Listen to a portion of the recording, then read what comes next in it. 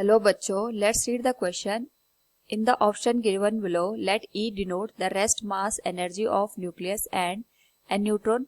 Then the correct option is here. We have 4 options. Now first of all, we will discuss the key concept, which is energy released in nuclear reaction.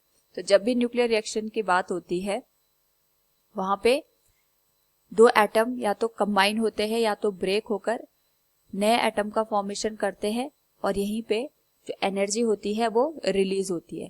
इस particular case में हमारे पास reactants होते हैं और ये reactants convert होके यहाँ पे प्रोडक्ट को फॉर्म करते हैं।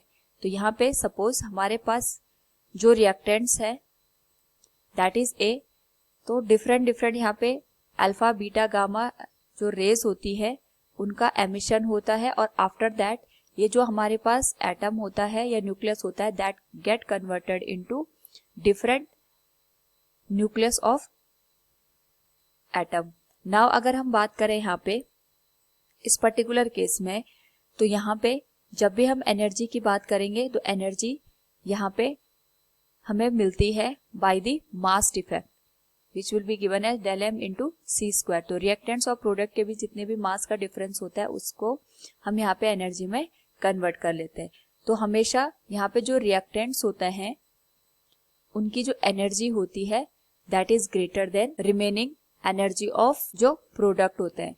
यानी अगर हम यहाँ पे देखें तो जो हमारे पास रिएक्टेंट साइड का मास होता है ये हमेशा ज्यादा होता है as compare to the mass of product side, और जो ये मास का डिफेक्ट होता है ये एनर्जी में कन्वर्ट होता है। So we can say here यहाँ पे जो यूरेनियम है that is getting converted into 2 different atom, और यहाँ पे जो काइनेटिक एनर्जी के टर्म में एनर्जी का यहाँ पे लॉस होता है, उसकी वजह से जो यूरेनियम की एनर्जी होगी that will be greater than I and Y, जो यहाँ पे हमारे पास नए एटम बन रहे हैं। So we can say the correct option हमारे पास यहाँ पे ए बनता है, क्योंकि जो यूरेनियम की एनर्जी ग्रेटर है केवल ए ऑप्शन में ही हमारे पास यहाँ पे मौजूद है। So we can say here option A will be the correct answer. Hope all you understood it. Thank you and best of luck.